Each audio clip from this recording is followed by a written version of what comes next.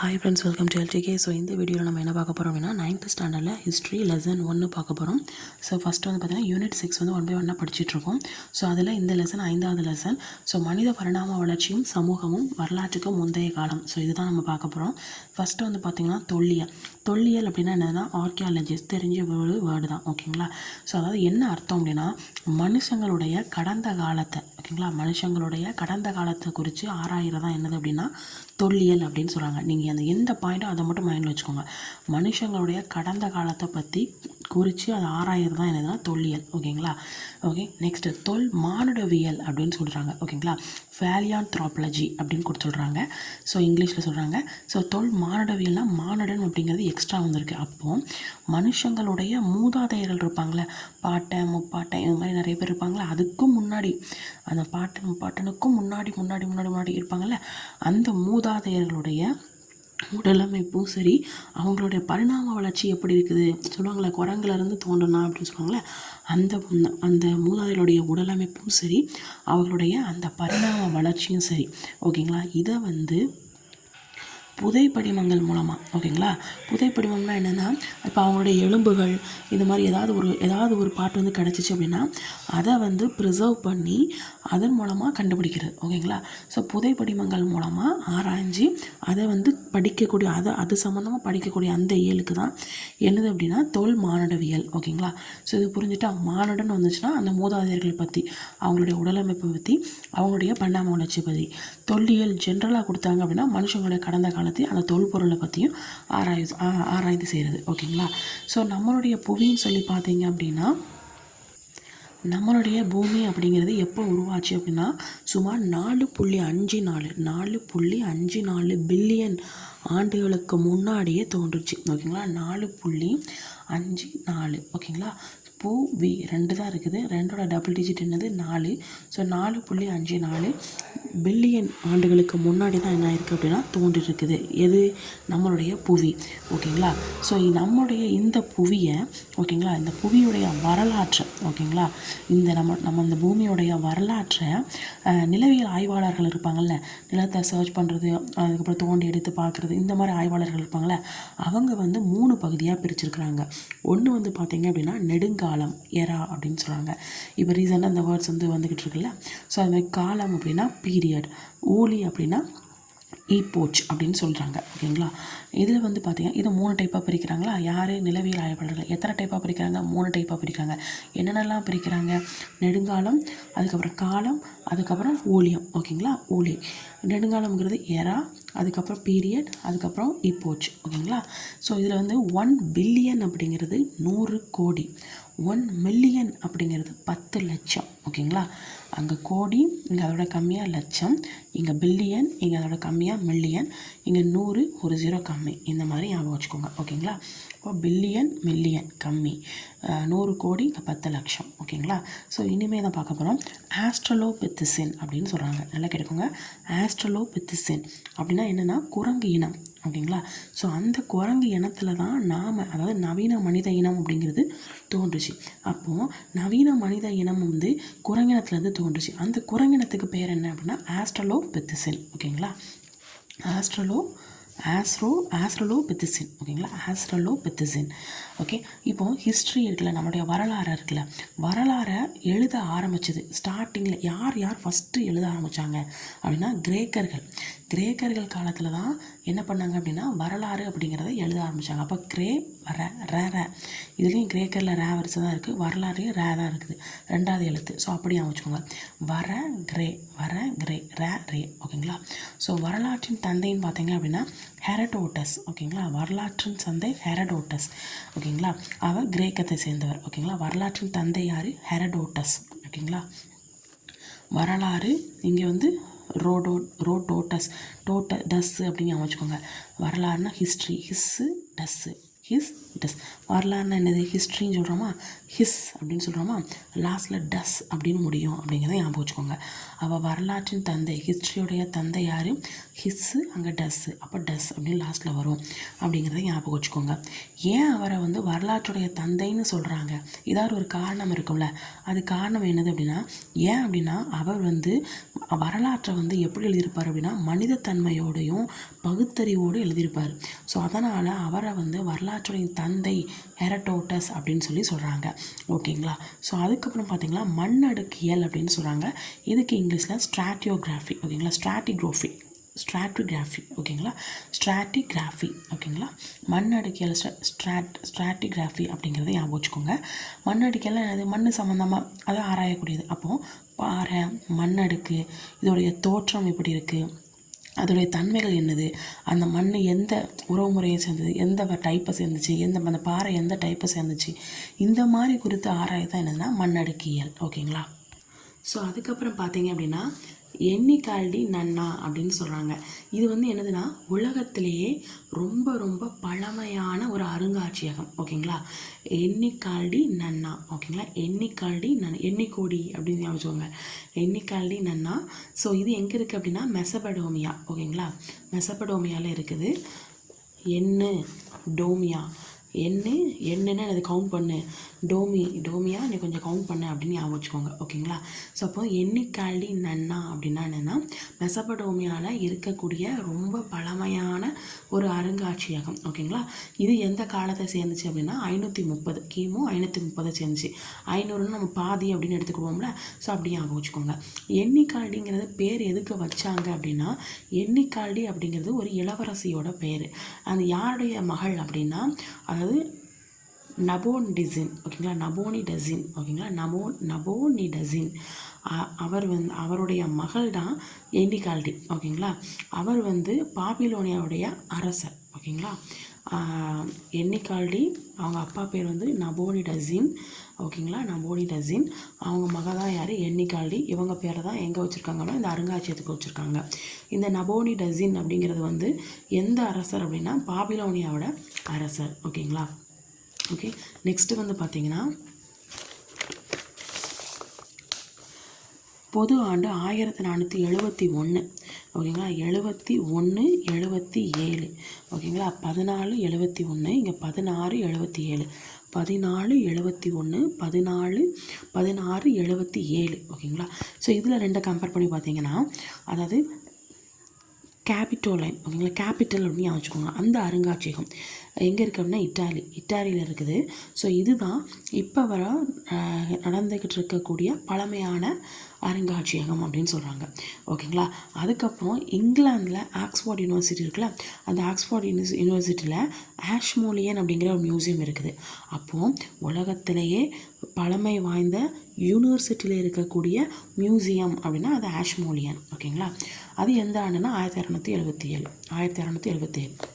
அப்போ 3 அருங்காட்சியகத்தை பார்க்குறோம். ஒன்று வந்து பார்த்திங்கன்னா எண்ணிக்கால்டி. ஓகேங்களா? பாபிலோனியாவோட அரசர். அப்புறம் பேர் என்னது அப்படின்னா நபோனிடசின். ஓகேங்களா? அவருடைய மகள் தான் யாருன்னா எண்ணிக்கால்டி. அவங்களுடைய பேர் தான் இந்த இதுக்கு அருங்காட்சியகத்துக்கு இந்த மியூசியத்துக்கு பேர் வச்சுருக்காங்க. என்ன பேர்? எண்ணிக்கால்டி நன்னா அருங்காட்சியகம். ஓகேங்களா? ஸோ இது எங்கே இருக்குது? மெசபடோமியாவில் இருக்குது. ஓகேங்களா? அதுக்கப்புறம் இது வந்து ரொம்ப பழமையானது, ஆனால் இல்லாது இப்போ இல்லை.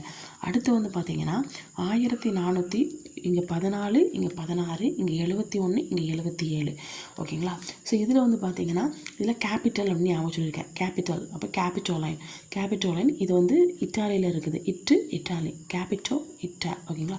So Capitoline Italy. இது வந்து இப்போ வரைக்கும் இருக்கக்கூடிய ஒரு அருங்காட்சியகம். அது இதுவும் பழமையான அருங்காட்சியகம். இது பார்த்திங்கன்னா ஆக்ஸ்ஃபோர்ட் யூனிவர்சிட்டியில் இருக்கக்கூடிய பழமையான அருங்காட்சியகம் அப்படின்னா அது வந்து இங்கிலாந்து ஆக்ஸ்ஃபோர்ட் யூனிவர்சிட்டியில் இருக்கக்கூடிய அருங்காட்சியகம். அதோடைய பேர் பார்த்திங்க அப்படின்னா ஆஷ்மோலியன் மியூசியம். ஓகேங்களா? ஸோ அதுக்கடுத்து பார்த்திங்கன்னா ஹெர்பர்ட் ஸ்பென்சர், அதுக்கப்புறம் சார்லஸ் டார்வின் 2 பேர் இருக்கிறாங்க. ஸ்பென்சர்னு ஞாபகம் வச்சுக்கோங்க. ஸ்பென்சர்னால் நீங்கள் வந்து அது பென்ஸ் கார் இருக்குல்ல, பென்ஸ் கார். அப்போ பென்சர், அதாவது டப்பா வண்டியில் டப்பா கார்லேருந்து இப்போ பென்ஸு கார் வரைக்கும் பரிணாம வளர்ச்சி அடைஞ்சிருக்கு அப்படின்னு ஞாபகம். அப்போ பரிணாம கொள்கை, ஓகேங்களா, உயிரியல் பரிணாம கொள்கை, ஓகேங்களா. அப்போ மனுஷனோட தோற்றத்தை வந்து அவன் குரங்குலேருந்து வரான் அப்படின்னா அந்த பரிணாம வளர்ச்சியை அப்படியே என்ன பண்ணுறாங்க அப்படின்னா ஆராயிடுறாங்க, அறிவியல் பூர்வமாக ஆராயிறாங்க, ஓகேங்களா. அது அறிவியல் பூர்வமாக புரிய வைக்கிறாங்க, ஓகேங்களா. யார்? ஸ்பென்சர், ஓகேங்களா. பென்ஸ் காரு சாதா கார்லேருந்து பென்ஸ் காரு. அதே மாதிரி மனிதன் குரங்குலேருந்து மனுஷன் வர்ற அந்த பரிணாம வளர்ச்சியை பற்றி சொல்கிறாரு. அடுத்து வந்து பார்த்திங்கன்னா சார்லஸ் டார்வின். இது எப்படி ஞாபகம்? சாரு டாரு. இதில் வந்து பார்த்திங்கன்னா அந்த சாரு டாரு என்ன பண்ணுறாரு அப்படின்னா இயற்கை தேர்வு மற்றும் தகவமைப்பு. இயற்கையாக தேர்வு பண்ண சார் என்ன பண்ணுவார்? தேர்வு ஓடுவாரா? ஸோ தேர்வு எல்லாம் இது டெஸ்ட் வைப்பார்ல, ஸோ தேர்வு, ஓகேங்களா. டார்வின், ஓகேங்களா. இதில் வந்து பார்த்திங்கன்னா தகுதியுள்ளது தப்பி பழக்கம். யார் தகுதி இருக்கோ அவங்க தப்பி பிழைச்சிருவாங்க. இதில் இயற்கை தேர்வுனா என்னது அப்படின்னா, இப்போ வந்து ஒரு குரங்கு இருக்குன்னு வச்சுக்கோங்களேன். அந்த குரங்கு வந்து தன்னோட இனப்பெருக்கத்தை பெருக்கிக்கிட்டே வரும், தன்னோட இனத்தை வந்து பெருக்கிக்கிட்டே வரும். நிறைய குட்டி போட்டு நிறைய தன்னோட இனப்பெருக்கத்தை என்ன பண்ணும்? பல்கி பெருகிக்கிட்டே இருக்கும். அது இயற்கை தேர்வு. தகுதியுள்ளது தப்பி பிழைக்கும் அப்படின்னா இதுவும் அதே தான். தன்னோட இதை வந்து அடுத்த சந்ததிக்கு என்ன பண்ணும் அப்படின்னா அதிக எண்ணிக்கையில் கொண்டு போகும், ஓகேங்களா. அது எதுவாக இருந்தாலும் சரி அதிக எண்ணிக்கையில் தன்னோட அடுத்த சந்ததிக்கு கொண்டு போகும், ஓகேங்களா. அதான் தகுதியுள்ளது தப்பி பிழைக்கும் அப்படின்னு சொல்லுவாங்க, ஓகேங்களா. இது பென்ஸ் காரை அமைச்சுக்கோங்க. சாரு டார்னு அமைச்சுக்கோங்க. சாரு தேர்வு வைக்காரு. டார் வந்து டார்னா டார்னு கிழிச்சா தப்பி பிழைச்சிருங்க அப்படின்னு ஞாபகம் வச்சுக்கோங்க. ஸோ நெக்ஸ்ட் வந்து இவங்க 2 பேரும் ரொம்ப முக்கிய பங்கு வகிக்கிறாங்க. ஸோ இதில் மறுபடியும் இந்த சார்லஸ் டார்வின் இருக்கிறார்ல, ஸோ இவர் வந்து ஒரு 2 நூலை வந்து எழுதியிருக்கிறாரு. என்னென்னு பார்த்தீங்க அப்படின்னா on the origin of species, இன்னொன்று வந்து டீசன்ட் ஆஃப் மேன், ஓகேங்களா. இது வந்து 60க்கு ஒரு இது கம்மி, 70க்கு ஒரு இது கூட, ஓகேங்களா. 60க்கு ஒரு இது கம்மி, 70க்கு ஒரு இது கூட, ஓகேங்க. 60க்கு ஒரு இது கம்மினா என்னது? 59, அப்போ 1859. 70க்கு ஒரு இது கூட, அப்போ 1871, ஓகேங்களா. அப்போ உயிரினத்துடைய தோற்றத்தை பற்றியும் மனிதனுடைய தோற்றத்தை பற்றியும் சொல்கிறாரு, ஓகேங்களா. சாரு டாரு என்ன பண்ணுறாரு? உயிரினத்தோட தோற்றத்தை பற்றியும் மனுஷனோட தோற்றத்தை பற்றியும் சொல்கிறாரு, ஓகேங்களா. யார்? சாரு டாரு, ஓகேங்களா. ஓகே, நெக்ஸ்ட் வந்து பார்த்திங்கன்னா புதைப்படிவம். இது பார்த்திங்க அப்படின்னா கடந்த காலத்தில் இருக்கக்கூடிய விலங்கோ இல்லை தாவரத்தோட எச்சமோ இல்லை ஏதாச்சும் ஒரு தடமோ ஏதாவது ஒரு அடையாளமோ இதை பத்திரமா ப்ரிசர்வ் பண்ணி பாதுகாத்து சேஃபாக வந்து பார்ப்பாங்க. அதை எங்கேருந்து வந்துச்சு, அந்த புதைப்படிவம் எப்படி வந்துச்சு, எந்த காலத்தை சேர்ந்துச்சு, இந்த மாதிரி இதை கண்டுபிடிக்கிறதா என்னன்னா புதைப்படிவம் அப்படின்னு சொல்கிறாங்க. அதாவது ஃபோசில்ஸ் அப்படின்னு சொல்கிறாங்க, ஓகேங்களா. ஸோ இதில் வந்து எலும்புகள் இருக்கும்ல, விலங்குனா அந்த எலும்பு இருக்கும்ல, ஸோ அந்த எலும்புகள் வந்து எப்படி சேவ் பண்ணுறாங்க அப்படின்னா கனிமமாக்கல் முறைப்படி அதை என்ன பண்ணுறாங்க? சேஃபாக பாதுகாப்பு. இப்போ நம்மலாம் ஸ்கூல் காலேஜ் படிக்கும்போது என்ன பண்ணுவாங்க? ஜுவாலஜி கிளாஸ்லலாம் என்ன பண்ணியிருப்பாங்க? நிறைய உள்ளே வந்து ப்ரிசர்வ் பண்ணி ஒரு கண்ணாடி பாட்டிலுக்குள்ளே வச்சுருப்பாங்க. ஸோ அந்த மாதிரி இது, ஓகேங்களா. ஸோ நெக்ஸ்ட் வந்து பார்த்திங்கன்னா புதைப்படிவ ஆய்வியல் அப்படின்னா என்னது? ஃபேலியான்டாலஜி, ஓகேங்களா. ஃபேலியான்டாலஜி, ஓகேங்களா. இதில் வந்து ஃபேலியான்த்ரோபாலஜி அப்படின்னு சொன்னேன், ஆர்கியாலஜின்னு சொன்னேன், ஸோ அப்புறம் ஸ்ட்ராட்டியோகிராஃபி அப்படின்னு சொன்னேன். இங்கே வந்து பார்த்திங்கன்னா ஃபேலியான்ட்ராலஜி, ஓகேங்களா. இது வந்து பார்த்திங்கன்னா புதைப்படிவத்தை பற்றி ஆய்வு செய்கிறது, ஓகேங்களா. இப்போ கற்காலம்னா என்ன அர்த்தம்? அங்கே கல்லை வச்சு அதிகமாக பொருள் யூஸ் பண்ணியிருப்பாங்க. வெண்கல காலம்னா அங்கே வெண்கலத்தை அதிகமாக யூஸ் பண்ணியிருப்பாங்க. இரும்பு காலத்துனா அதை இரும்பை உருக்கி நிறைய பொருட்கள் செஞ்சுருப்பாங்க. இதை தான் இங்கே கொடுத்துருக்குறாங்க. வெண்கல காலத்தில் தாதுவிலிருந்து அந்த உலகத்தை பிரித்து நிறைய பொருள் கருவி இதெல்லாமே செய்கிறாங்க. அதை தான் இங்கே கொடுத்துருக்குறாங்க, ஓகேங்களா. ஸோ மறுபடியும் வந்து பார்த்திங்க அப்படின்னா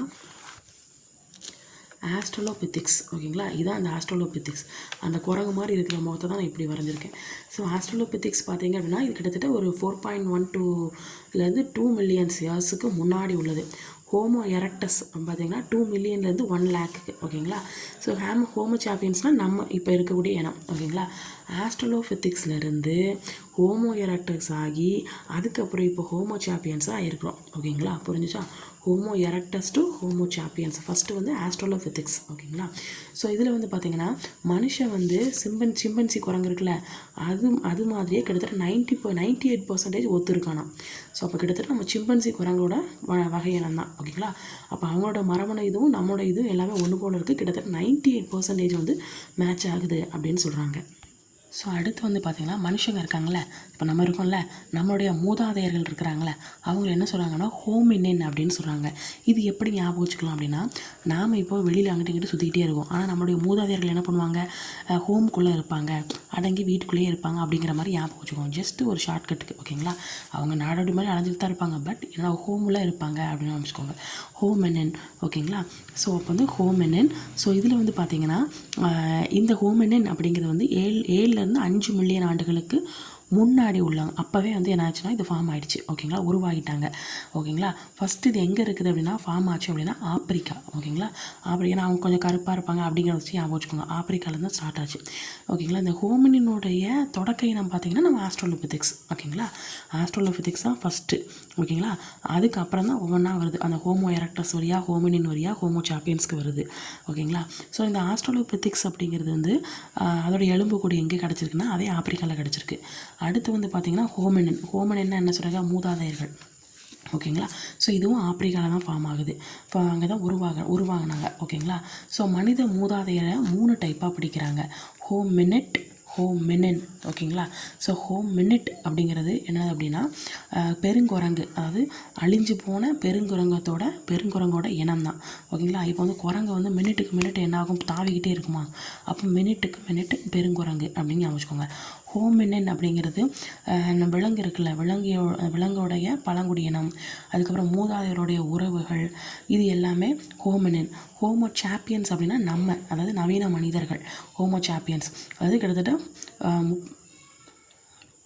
3 லட்சத்துக்கு முன்னாடி, ஓகேங்களா, முன்னாடியே உருவாச்சு அப்படின்னு சொல்கிறாங்க. நெக்ஸ்ட்டு வந்து பார்த்திங்கன்னா ஹோமினின் அப்படிங்கிறது 5லேருந்து 7, ஹோமோ சாப்பியன்ஸ் அப்படிங்கிறது வந்து 3 லட்சத்துக்கு, ஓகேங்களா. ஸோ ஃபஸ்ட்டு நல்லா கேட்டுங்க, ஃபஸ்ட்டு கருவிகள் செய்த மூதாதையர் இனம் என்னென்னா ஹோமோ ஹேபிலஸ், ஓகேங்களா.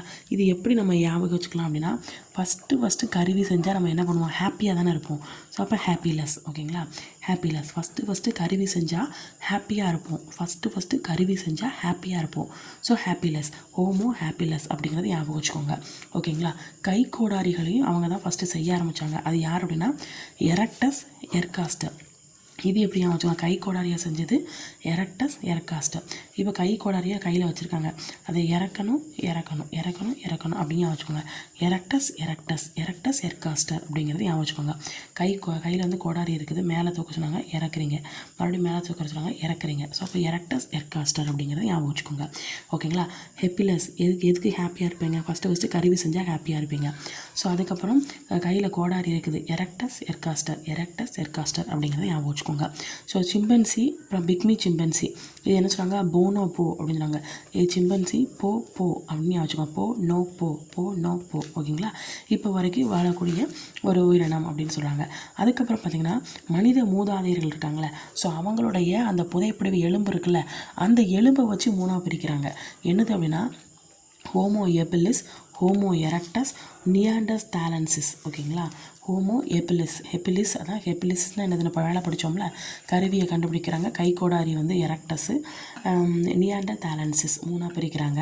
சில இந்த ஹோமோ 2 இருக்குல்ல, இது ரெண்டுமே கீழ் பழங்கால பண்பாடை சேர்ந்ததாக இருக்குது, ஓகேங்களா. கீழ் பழங்கால பண்பாடை சேர்ந்ததாக இருக்குது, ஓகேங்களா. ஸோ அதுக்கப்புறம் இந்த சைடு பார்த்திங்கன்னா கற்கருவிகள்லாம் யூஸ் பண்ணுறாங்கல்ல, அதை யூஸ் பண்ணுறத வச்சு அதை பேஸ் பண்ணி நிறைய டைப்பாக பிரிச்சுருக்காங்க. என்னென்னது அப்படின்னா ஓல்டோலான், ஓகேங்களா. ஓல்டோலான் தொழில்நுட்பம், அப்புறம் கீழ் மேல் இடை, அதுக்கப்புறம் பழங்கற்காலம் இடைக்கற்கால பண்பாடுகள், இப்படி சொல்லி பிரித்து வச்சுருக்குறாங்க. ஸோ இதில் வந்து ஓல்டோலான் தொழில்நுட்பம் இருக்குல்ல, அது எங்கே இருக்குது அப்படின்னா ஆப்பிரிக்காவில் ஓல்டுவாய் அப்படிங்கிற பள்ளத்தாக்கில் இருக்குது. ஆப்பிரிக்காவில் ஓல்டுவாய் பள்ளத்தாக்கில் இருக்குது. அதுக்கப்புறம் இந்த கற்கருவிகள் சொல்கிறாங்கல்ல, கற்கருவிலாம் யூஸ் பண்ணுறாங்களா, அது எங்கேருந்து எடுத்தாங்க அப்படின்னா கென்யா,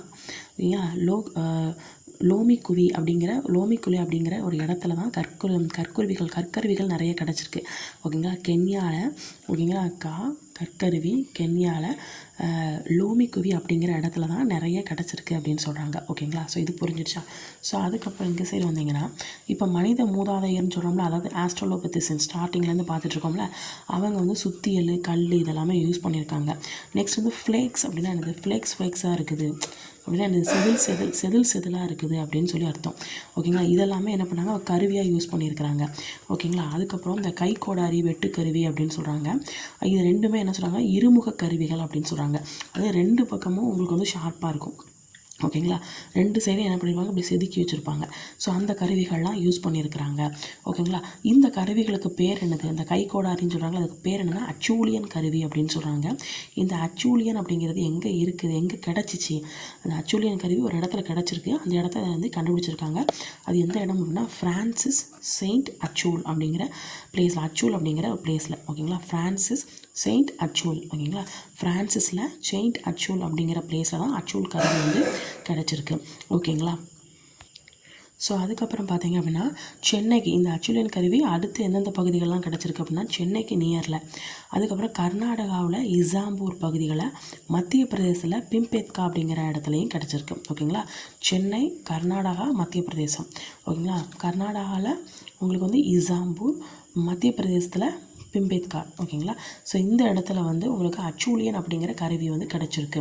அச்சூலியன் முதல்ல ஸ்டார்டிங்கில் எங்கே கிடச்சிருக்கு, எங்கேருந்து எடுத்தாங்க, ஃப்ரான்சிஸ் செயின்ட் அச்சூல். ஓகேங்களா.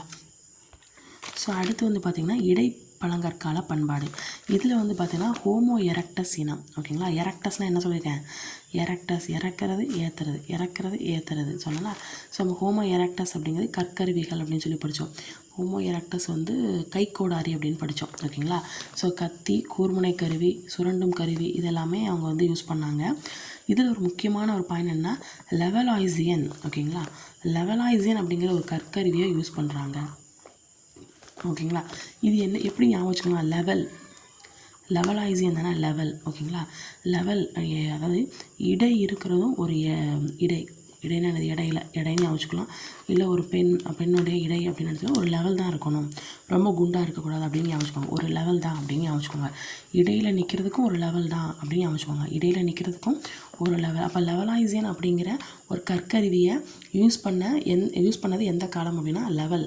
எல்லாத்துக்கும் ஒரு லெவல் இருக்குது, இடையிலையும் ஒரு லெவல் இருக்குது அப்படின்னு ஞாபகம். லெவலாய்சியன், லெவலவா அப்படின்னு சொல்கிறாங்க. இது வந்து ஃப்ரெஞ்சு மொழி அப்படின்னு சொல்கிறாங்க.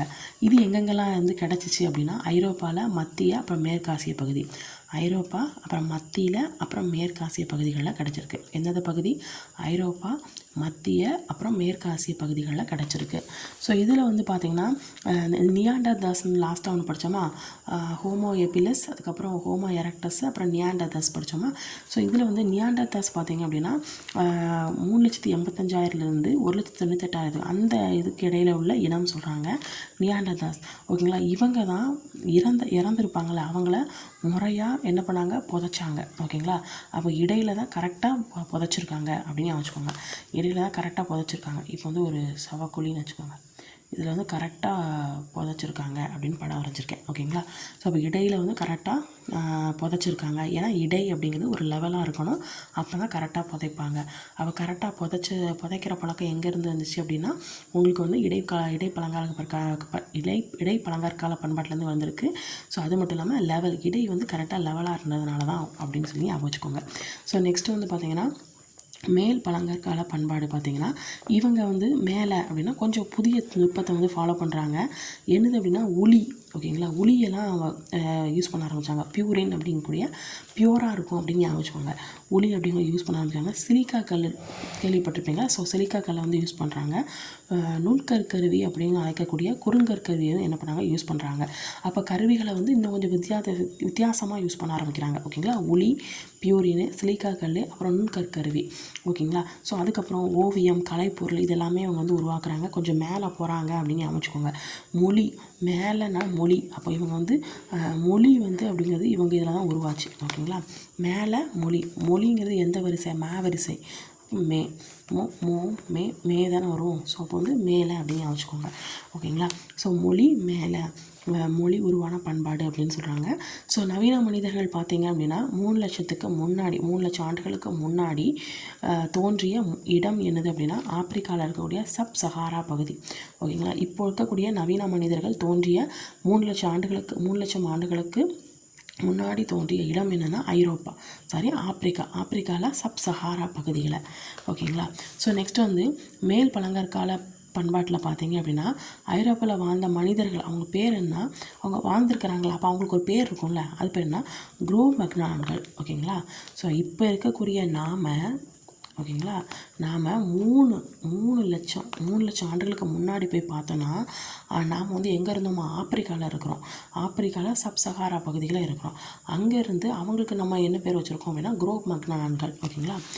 குரோவ் மக்னான்கள் அப்படின்னு சொல்லுவோம். கொம்பு, தந்தம் இதெல்லாம் என்ன பண்ணாங்க, யூஸ் பண்ணாங்க. எலும்பாலான ஊசி, தூண்டில், முள் இதெல்லாமே போட்டாங்க. இவங்க ஆடை அணிகிறாங்க. அப்போ என்ன பண்ணாங்க, ஆடை அணிகிறாங்க. ஆடை வந்து அணிகிறாங்க. சும்மா ஒரு இதுக்காக ஞாபகம் வச்சுக்கிறதுக்காக ஆடை அணிகிறாங்க. யாருன்னா, ஏன்னா மேலே போய்கிட்டு இருக்காங்க, மேலே போகும்போது கண்டிப்பாக ஆடை அணியணும் அப்படின்னு வச்சுக்கோங்க. குக்குடு ஃபுட்டு, நம்ம குக்குடு ஃபுட் படம் வச்சுருக்கோம்ல, குக்குடு ஃபுட்டை தான் சாப்பிட ஆரம்பித்தாங்க. அதுக்கப்புறம் அவங்க இறக்கும்போது, அவங்க இறந்துட்டாங்கன்னு வச்சுக்கோங்களேன், மார்பிளில் வந்து கையை வச்சு அந்த இப்போ நான் வச்சுருக்கோம் இந்த மாதிரி வச்சுருக்கோம்ல, இந்த மாதிரி வந்து அவங்கள வந்து புதைப்பாங்க. ஓகேங்களா.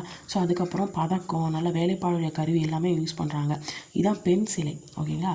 இந்த பெண் வீனஸ் அப்படிங்கிற ஒரு பெண் தெய்வ சில சிற்பத்தையும் வச்சு இது பண்ணாங்க. அதுவும் கிடச்சிருக்கு. ஓகேங்களா. இது வந்து கல்லாலையும் எலும்பாலையும் செஞ்ச ஒரு இது. ஓகேங்களா. ஸோ அதுக்கப்புறம் பார்த்தா இது எங்கே கிடச்சிச்சு அப்படின்னா ஐரோப்பா, ஆசியாவில் கிடச்சிருக்கு. ஓகேங்களா. ஐரோப்பா, ஆசியாவில் கிடச்சிருக்கு. ஸோ அதுக்கடுத்து பார்த்திங்க அப்படின்னா மேற்கில் ஃப்ரான்ஸின் 17,000 வருடத்தில் ஒரு பழமையான ஓவியம் வந்து கண்டுபிடிச்சிருக்காங்க, லாஸ்கா. இது எப்படி ஞாபகம் வச்சுக்கலாம் அப்படின்னா பிரான்ஸு லாஸு. ஓகேங்களா. பிரான்ஸ்னால் என்னது, பான்ஸுன்னு ஞாபகம்.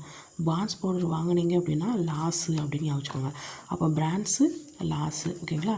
17,000 ரூபாய்க்கு பேன்ஸ் வாங்கினீங்களா, அது லாஸ் தான் அப்படின்னு ஞாபகம் வச்சுக்கோங்க. ஓகேங்களா. பழமையான ஓவியம் எங்கே இருக்குதுன்னு கேட்பாங்க. அப்போ பிரான்ஸு வாங்கினா லாஸு அப்படிங்கிறத ஞாபகம் வச்சுக்கோங்க. லாஸ் பாறை ஓவியம். ஸோ அடுத்து வந்து பார்த்திங்கன்னா இடைக்கற்காலம். ஸோ இது வந்து பார்த்திங்கன்னா இடைக்கற்காலம் என்னது, இடையில உள்ளது. அப்போ பழங்காலத்துக்கும் புதிய காலத்துக்கும் இடைப்பட்டது தான் இடைக்கற்காலம்.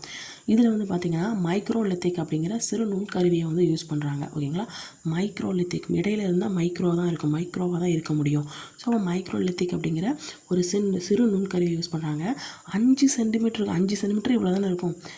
5 சென்டிமீட்டருக்கும் சின்ன சின்ன பொருட்கள் எல்லாத்தையும் யூஸ் பண்ண அவங்க வந்து உருவாக்க ஆரம்பித்தாங்க. அந்தளவுக்கு குட்டி குட்டியாக வந்து ஸ்டார்ட் பண்ண ஆரம்பித்தாங்க. ஸோ அதுக்கப்புறம் கூர்முனை, சுரண்டும் கருவி, அம்பு முனை இதெல்லாமே வச்சுருந்தாங்க. ஸோ அப்புறம் பிறை வடிவம், அதுக்கப்புறம் முக்கோணம், சரிவகம், இந்த மாதிரி கருவிகள் எல்லாமே வச்சுருந்தாங்க. அப்புறம் கணிதம் சம்மந்தமாக வச்சுருப்பாங்க. அதுக்கப்புறம் அதோடைய பிடிகள் இருக்கும்ல, அது கைப்பிடி, அந்த பிடிகள் வந்து மரத்தாலையும் எலும்பாக. இப்போ மோஸ்ட்லி இவங்க வந்து என்ன பண்ணுவாங்க, மரம், எலும்பு, அதுக்கப்புறம் எலும்பாலையும் மரத்தாலையும் கல், இந்த மாதிரி தான் யூஸ் பண்ணுறாங்க. ஸோ அடுத்து வந்து பார்த்திங்கன்னா புதிய கற்காலம்.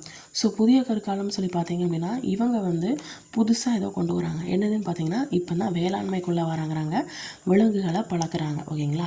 ஸோ அங்கே என்ன பார்த்தோம், மேலே இதில் கொஞ்சம் டெக்னாலஜி இம்ப்ரூவ் ஆகிட்டு வராங்க. இங்கே புதிய கற்காலத்தில் கொஞ்சம் டெக்னாலஜி இம்ப்ரூவ் ஆகிட்டு, ஸோ வேளாண்மை வந்தது, விலங்குகள் பழக்கிறாங்க.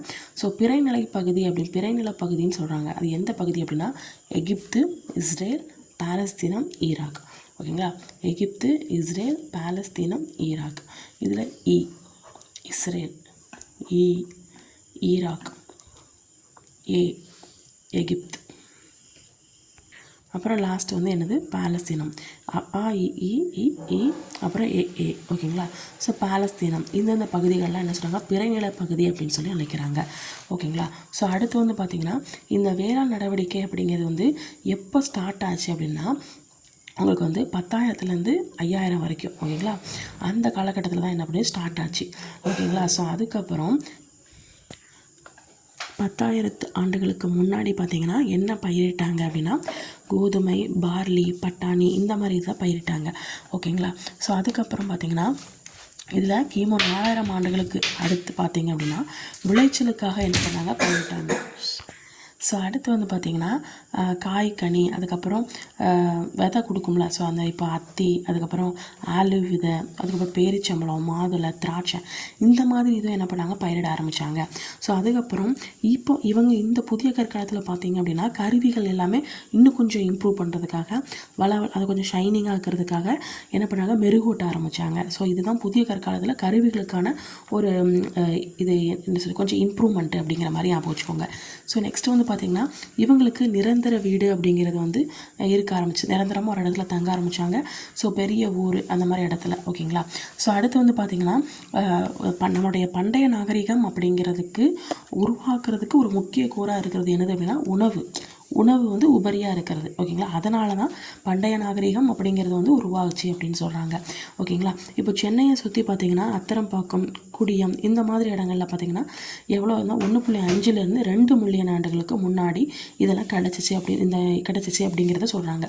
ஓகேங்களா, ஸோ நெக்ஸ்ட்டு வந்து பார்த்திங்க அப்படின்னா வேர்ல்டில் இந்த உலகத்திலே மனித மூதாதையர் வசித்த மிக முக்கியமான இடம் அப்படின்னு சொல்லி பார்த்தீங்க அப்படின்னா,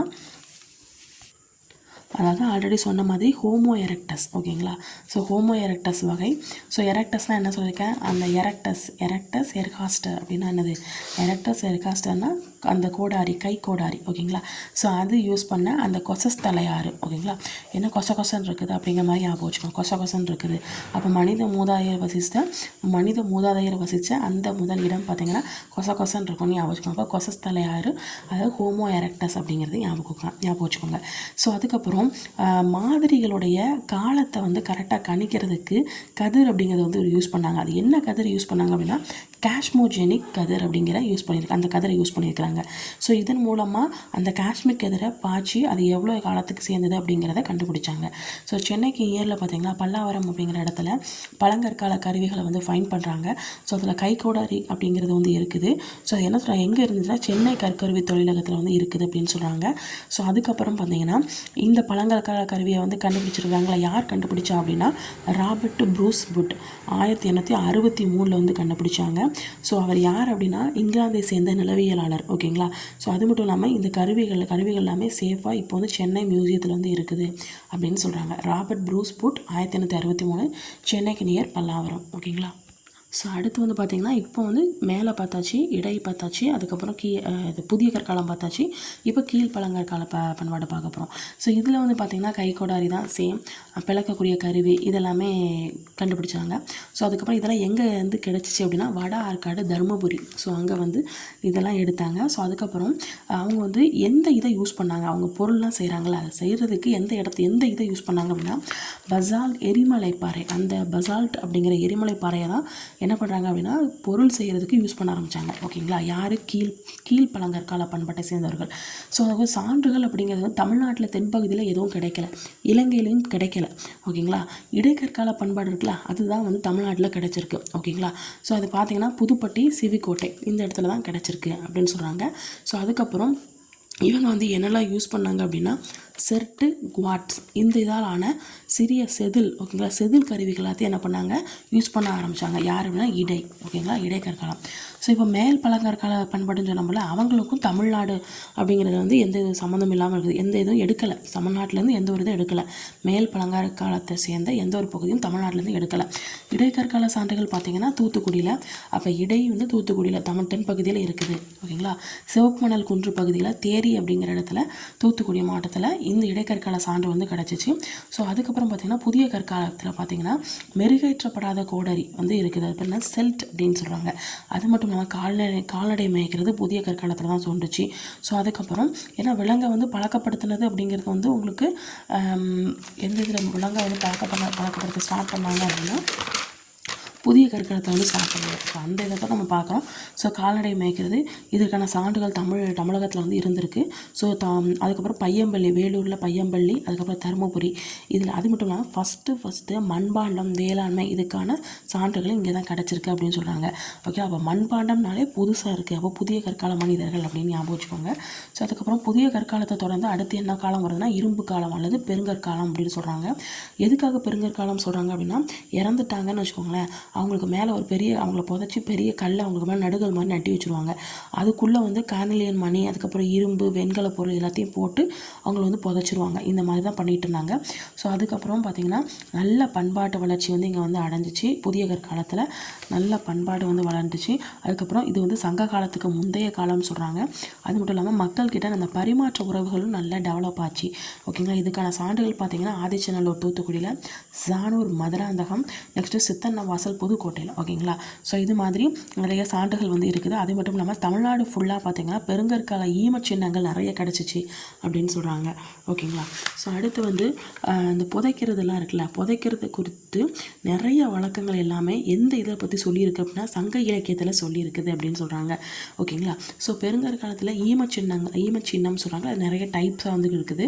ஸோ அதில் வந்து பார்த்துக்கோங்க, டோல்மேன், கத்திட்டை, டால் ஞாபகம். டால் வந்து கல்லால் செஞ்சுருக்கோம் அப்படின்னு ஞாபகம். சிஸ்ட்டு கல்லறை, சிஸ்டரை கல்லறையில் போட்டோம் அப்படின்னு ஞாபகம். மென்ஹீர் நினைவுச்சன், மென்ஹீர்னால் என்னது, குத்துக்கள். மென்ஹீர் அப்படின்னா கல் சம்மந்தப்பட்டது. ஸோ அப்போ வந்து குத்துக்கள். தாலி, பாறையை குடைஞ்சி உருவாக்கிய குகைகள். அதுக்கப்புறம் சார்கோபேகஸ் எனப்படும் ஈமத்தொட்டி. ஓகேங்களா. சார்கோபேகஸ்னால் என்னது, ஈமத்தொட்டி. ஓகேங்களா. ஸோ இப்போ ஈமச்சடங்கு செய்கிறாங்கன்னு வச்சுக்கோங்க. ஓகேங்களா. அதில் என்னெல்லாம் போடுவாங்க, இதுக்கு முன்னாடி நம்ம பார்த்தோம்ல, கார்னலியன் மணி, இரும்பு, வெண்கல், இது இந்த இதில் பார்த்தோம். ஸோ இதில் வந்து பார்த்திங்கன்னா ஈமச்சடங்குடைய நினைவு சின்னம் பார்த்திங்கன்னா டோல்மேன் அப்படின்னு சொல்கிறாங்க. ஓகேங்களா. ஸோ டோல்மேன் அப்படின்னா என்ன, கத்திட்டை அப்படின்னு அர்த்தம். ஓகேங்களா. ஸோ இறந்துட்டாங்கன்னா அவங்க மேலே உட்காண்டில் கொண்டு வச்சு அப்படின்னு நட்டி வச்சுருவாங்க. இப்போ வந்து இறந்துட்டாங்க அப்படின்னா அந்த ஜாடிக்குள்ளே போட்டு வைப்பாங்களா, அந்த ஜாடிக்கு பேர் என்னன்னா அர்ன் அப்படின்னு சொல்கிறாங்க. ஓகேங்களா. ஒரு சவப்பட்டி, சுட்ட களிமண்ணாலான சவப்பட்டி இருக்கும். அந்த சவப்பட்டிக்கு பேர் என்ன, சார்கோபேகஸ். ஓகேங்களா. இது எப்படி ஞாபகம், சாராக இருந்தாலும் சவப்பட்டி களிமண் தான் அப்படின்னு ஞாபகம். சாராக இருந்தாலும் சவப்பட்டி அப்படிங்கிறது களிமண்ணால் தான் செஞ்சுருப்பாங்க அப்படிங்கிறது ஞாபகம் வச்சுக்கோங்க. நெக்ஸ்ட்டு வந்து அந்த கலரை இருக்குல்ல, அந்த கலரில் கத்திட்டியில் ஒரு துளை மாதிரி போடுவாங்க. அதுக்கு பேர் என்னதுன்னா போட் ஹோல். ஓகேங்களா. ஹோல்னால் என்னது, துளை தானே, அந்த துளைக்கு பேர். ஓகேங்களா. அந்த கழுத்தடியில் துளை மாதிரி போடுவாங்களாம், ஓட்டை மாதிரி போடுவாங்களாம். இரும்பு காலத்தில் பார்த்திங்கன்னா வீரர்களுக்கு இது வந்து இந்த நடுகள் அப்படிங்கிற ஒரு விஷயம் வந்து நட்டப்பட்டுச்சு. ஓகேங்களா. நடப்பட்டுச்சு. ஸோ அதுக்கப்புறம் உலோக வேலை செய்பவர்கள் என்ன சொல்கிறாங்க, கம்மியர் அப்படின்னு சொல்கிறாங்க. ஓகேங்களா. ஸோ இதோட இந்த பாடம் வந்து முடியுது. இதில் வந்து பின்னாடி இந்த கம்மியருக்கு அடுத்து சில பாயிண்ட்ஸ் வரும். அது வந்து ஆல்ரெடி வந்ததே தான் வரும். ஸோ அந்த என்னதுன்னா கார்னலியன் மணி, ஸோ அதுக்கப்புறம் மட்பாண்டம், இந்த மாதிரி தான் ரிப்பீட்டடாக தான் வந்துக்கிட்டே இருக்கும். ஸோ முக்கியமான பாயிண்ட்ஸை ஃபுல்லாத்தையும் கவர் பண்ணிட்டேன். ஸோ இதோட இந்த லெசன் வந்து முடிஞ்சிருச்சு. ஓகேங்களா. தேங்க்யூ.